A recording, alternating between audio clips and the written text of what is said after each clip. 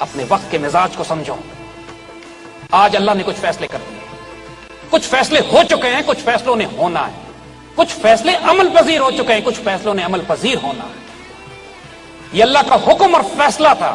Against all odds, against all impossibilities, Pakistan will be created. It was created. الحمدللہ 50 لاکھ شہداء کے سائے میں یہ ملک بنا ہے. یہ ملک, اس کو چھوٹا نہیں سمجھنا, یہ پوری 1400 سال کی امت کی تاریخ کا سایہ ہے اس کے اوپر. یہ پاک سرزمین, یہ کشور حسین,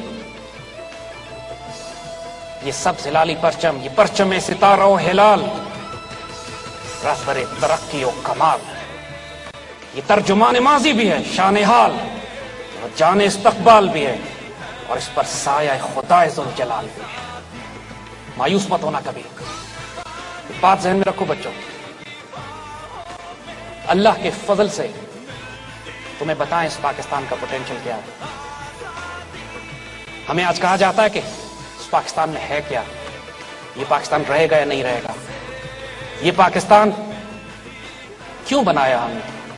آئے آپ کو بتائیں اس پاکستان کا رول, اب تک ہم کیا رول ادا کر چکے ہیں. آج اگر پوری مشرق اور مغرب میں مسلمانوں کی آبرو کی حفاظت کسی حد تک اگر کی جا رہی ہے تو آپ کے اس پاکستان کی وجہ سے. آپ کے دشمن آپ کو زیادہ اچھی طرح جانتے ہیں. نوٹ نہیں کرتے میرے بچوں, اللہ کے فضل سے ہم نے جس فیلڈ میں ہاتھ رکھا ہے اس کی عروج پر پہنچے ہیں. کوئی پاسبلٹی نہیں تھی کہ یہ پاکستان بچ جاتا. اللہ کے فضل سے 1947 میں ہم بچے بھی, ہم عروج پہ پائے. ہمیں چوٹ لگی 71 میں, کوئی بات نہیں, قوموں کو لگتی ہے, لیکن اس وقت سے لے کر آج تک یہ پاکستان جس کو دنیا سمجھ رہی تھی کہ اب یہ پہلے 47 کے بعد پھر 71 کے بعد نہیں بچے گا, we rose to become a nuclear power, جس کو دنیا سمجھتی تھی یہ کمزور مسلمان ملک ہے, ہم نے سوویت یونین سے ٹکر لی, توڑ کے اس کو الگ کر کے رکھ دیا. 20 کروڑ مسلمان آزاد کرائے جو سینٹرل ایشیا میں پچھلے 150 سال سے سوویت غلامی میں تھے.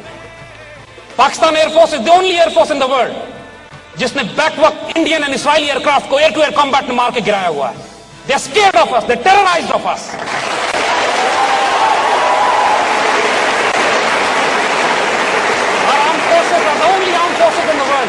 جو پوری مسلمان دنیا کی فورسز کو ہم تربیت دیتے ہیں اور ٹرین کرتے ہیں. We are the richest country on this God's earth. We have the biggest human resource potential. We are the most brilliant civilization and most educated people in the Muslim world with us. دنیا کا سب سے بڑا نہری نظام ہمارے پاس ہے. دنیا کا سب سے بڑا غلہ پیدا کرنے والا ملک ہم ہے. دنیا کے سب سے زیادہ اللہ کے رسول سے عشق اور محبت کرنے والی قوم ہم ہے.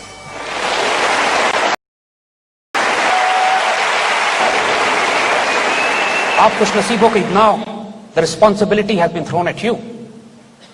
اب کون اس کو ضائع کرتا ہے, کون خوش نصیب ہوتا ہے, یہ اپنے اپنے نصیب ہیں. اگر آج پاکستان بیچ میں سے آپ نکال دیں, اللہ نہ کرے,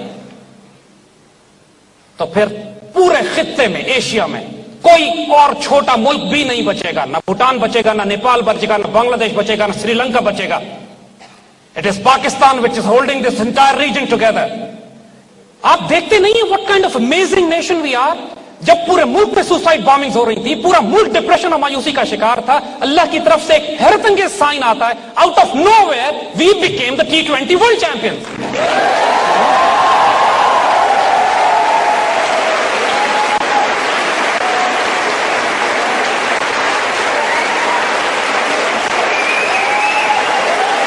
ہمیں اپنی آئیڈیالوجی کو ریوائو کرنا ہے جس پر ہم نے پاکستان کی تعمیر کی تھی. آئیں بتائیں آپ کو کہ صرف یہ مدینہ ثانی نہیں ہے, ایک حیرت انگیز راز اللہ تعالیٰ کا کہ یہ معجزہ, یہ ملک جو 27 رمضان کو بنا ہے, جو جمعۃ المبارک کو بنایا گیا ہے, جو سایہ خدائے ذوالجلال میں ہے. آئیے اس کی ایک حیرت انگیز ڈائمنشن آپ کو اور بتائیں. لفظ پاکستان یہ اللہ کی طرف سے دیا ہوا ہے, اور یہ نہیں کی, یہ تو ہندو اخباروں نے چھاپنا شروع کر دیا کہ مسلمان پاکستان مانگتے ہیں, تو قائد اعظم نے اس پہ اسٹیٹمنٹ دیا کہ ہم کانگریس کے شکر گزار ہیں کہ they have given us a word now. Because this word had to come for a reason. I'll tell you the reason now. اور ہم پھر یہ کہیں گے, ذرا دل تھام کے سنیے گا. Word Pakistan consists of 2 words, Persian words. Pakistan کا تو قومی ترانہ بھی فارسی میں ہے. پاکستان, پاک اینڈ استان. استان فارسی زبان میں کہتے ہیں ٹیریٹری، لینڈ، شہر، علاقہ. Turkmenistan, Afghanistan, Tajikistan, Uzbekistan, Kazakhstan, جہاں پہ قازق، ازبک، تارک، ترکمان، افغان رہتے ہیں. استان، عربی میں استان کے لیے جو لفظ استعمال ہوتا ہے از مدینہ، سٹی. اور پاک، پاکستان کا جو پہلا لفظ ہے، بچپن میں ہمیں سکھایا پڑھایا گیا پہلا کلمہ طیب. طیب مانے پاک. The word Pakistan in Arabic is directly translated as Madinah Tayyibah.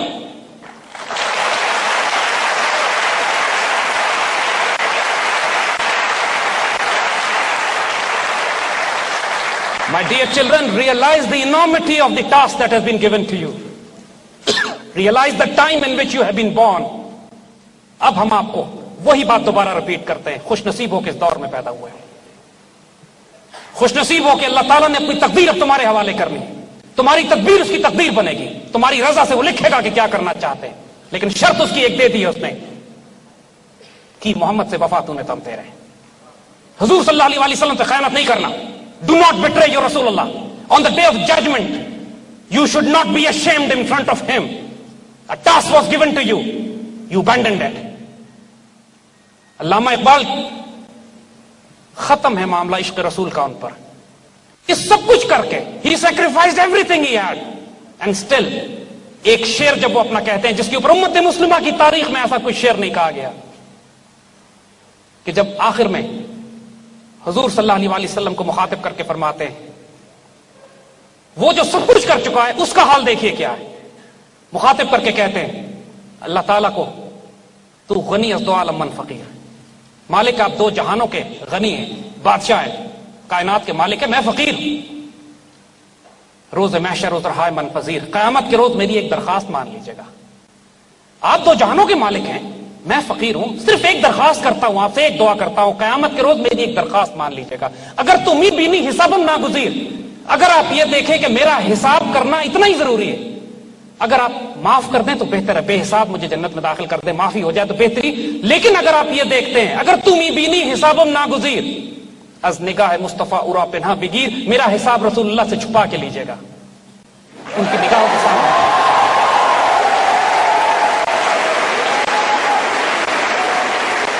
یہ عشق، یہ جنون، یہ فیکٹر کہ اللہ کے رسول کے آگے کل میں رسوا نہ ہو جاؤں.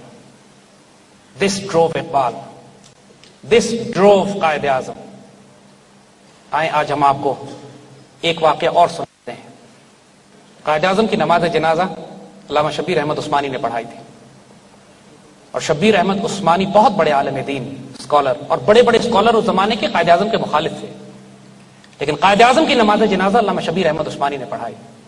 اور جن صاحب نے ان سے براہ راست کی بات سنی ہے ہم نے ان سے سنی، اور ہم نے ویڈیو ریکارڈ بھی کر لی ہے آنے والی نسلوں کے لیے.